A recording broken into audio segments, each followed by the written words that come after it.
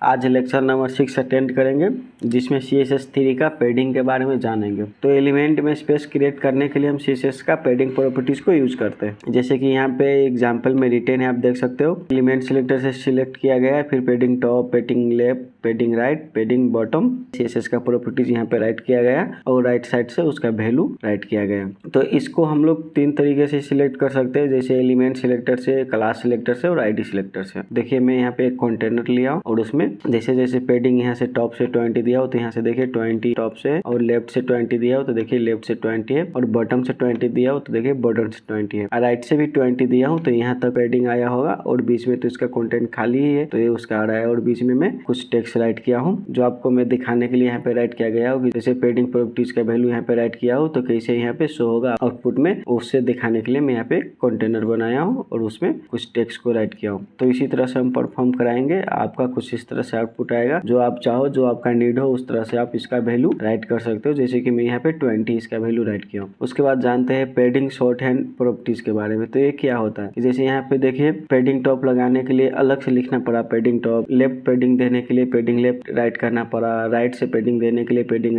Right करना पड़ा, और बॉटम से पैडिंग देने के लिए पैडिंग बॉटम राइट करना पड़ा। तो ही हम इस बॉक्स में पैडिंग लागू कर पाए। और यहाँ पे शॉर्ट हैंड प्रॉपर्टी से क्या करना होगा कि आपको सिर्फ पैडिंग लिखना है और उसके बाद उसका वैल्यू राइट कर देना है। जैसे कि यहाँ पे सारा रिटेन है, आप यहाँ से देख सकते हो। तो शॉर्ट हैंड प्रॉपर्टीज का काम ही यही होता है कि आपको सिर्फ पैडिंग लिखना है और उसके 4 पैरामीटर होता है, जो टॉप, राइट, बॉटम, लेफ्ट, जो आप उसमें डिफाइन कर पाओगे। तो चलिए आप इसे प्रैक्टिकल सेशन में अचीव करते हैं। उसके लिए आपको नोटपैड++ ओपन कर लेना है, फिर उसमें HTML का कंप्लीट स्ट्रक्चर राइट कर लेना है। जैसे कि देखिए मैंने यहाँ पे कंप्लीट स्ट्रक्चर राइट कर लिया हूँ और यहाँ से ptag को राइट कर लिया हूँ, और उस ptag में कुछ डमी टेक्स्ट इसमें राइट कर दिया हो, जो आपको मैंने सिखा दिया हो पिछले वीडियो में कि डमी टेक्स्ट कहाँ से लाने हैं। तो चलिए मैं इंटरनल स्टाइल शीट में राइट करता हूँ CSS का कोड। आप चाहे तो इनलाइन या इंटरनल एक्सटर्नल किसी में भी कर सकते हो। ये सारे को इस्तेमाल करना आप जान चुके हो पिछले वीडियो में। तो इंटरनल स्टाइल शीट लागू करने के लिए सबसे पहले मुझे स्टाइल शीट राइट करना होगा। जैसे कि मैं यहाँ पे राइट कर लिया हूँ। अब एलिमेंट सिलेक्टर से इसको मैं सिलेक्ट करता हूँ।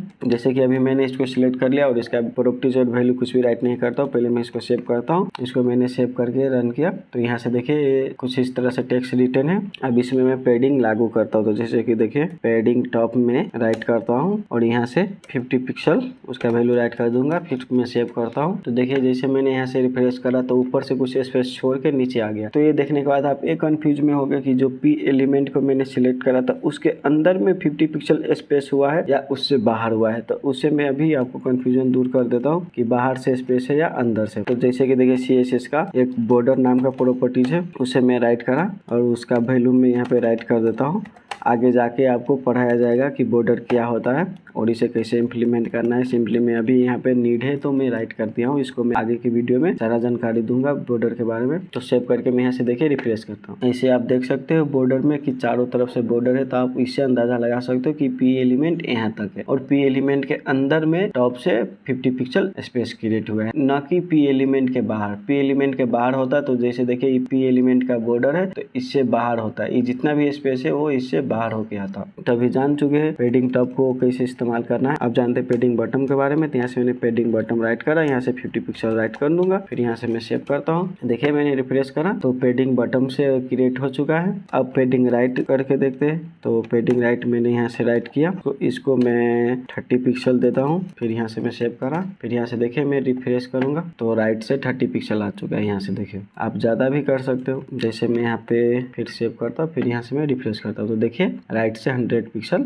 स्पेस क्रिएट हो चुका है। अब पैडिंग लेफ्ट राइट करता हूँ तो देखिए पैडिंग लेफ्ट राइट किया, इसका वैल्यू भी 100 पिक्सल राइट करता हूँ। फिर यहाँ से देखिए मैं रिफ्रेश करता हूँ तो लेफ्ट से भी 100 पिक्सल क्रिएट हो चुका है स्पेस, और राइट से भी 100 पिक्सल स्पेस क्रिएट हो चुका है, और टॉप से 50 और बॉटम से 50। तो आप इसी तरह से कंटेंट को मैनेज कर सकते हो पैडिंग को इस्तेमाल करके। अब शॉर्ट हैंड पैडिंग प्रॉपर्टीज को लागू करते हैं। तो सबसे पहले मैं इसको यहाँ से रिमूव कर दूंगा। फिर मैं सेव करता हूँ। यहाँ से देखिए अब पहले जैसा हो गया है। P एलिमेंट में कहीं से भी आपको पैडिंग नजर नहीं आएगा, जैसे टॉप से, बॉटम से, लेफ्ट, राइट से कहीं से भी नहीं है। जो आपको यहाँ पे दिख रहा है तो जो कंटेंट है वो कमी है यहाँ से यहाँ तक, तो इसलिए स्पेस दिख रहा है। नहीं तो पूरा होता फिल यहाँ तक तो आपको नहीं देखता। जैसे कि नीचे देख सकते हो यहाँ लेफ्ट साइड से कि यहाँ तक कंटेंट है तो नीचे स्पेस कुछ भी नहीं, कंटेंट नहीं है उसके कारण वहाँ पे स्पेस है। तो आप पेडिंग का शॉर्ट हैंड प्रॉपर्टीज को राइट करने के लिए हमें सिंपली पेडिंग राइट करना होगा। फिर यहाँ से मैं सिर्फ 100 पिक्सल वहाँ पे राइट किया, अब सेव करता हूँ और रिफ्रेश में करता हूँ। तो देखिए जैसे मैंने रिफ्रेश करा तो चारों साइड से 100 पिक्सल स्पेस क्रिएट हो चुका है। तो ये किसके कारण हुआ, तो ये पेडिंग में एक ही वैल्यू राइट करने से हुआ है। जैसे कि यहाँ पे देखिए मैं 50 पिक्सल राइट करता हूँ। तो अब यहाँ से देखिए जो ये फर्स्ट का पैरामीटर है टॉप और बटन के लिए काम करेगा, जो सेकेंड पैरामीटर है 50 पिक्सल वो लेफ्ट और राइट के लिए काम करेगा। जैसे कि मैं यहाँ पे सेव करता हूँ, जैसे मैंने इसको रिफ्रेश करा तो देखिए लेफ्ट और राइट से पेडिंग कम हो चुका है, क्योंकि उसका मैं 50 पिक्सल ही डिफाइन किया हूँ और टॉप और बटन के लिए 100 पिक्सल डिफाइन किया हूँ। तो आप जान चुके हैं कि पेडिंग शॉर्ट हैंड प्रॉपर्टीज में एक ही वैल्यू राइट करने से आपको चारों साइड से पेडिंग लग जाएगा, और 2 वैल्यू राइट करने से आपको first value top and button के लिए, second value left and right के लिए।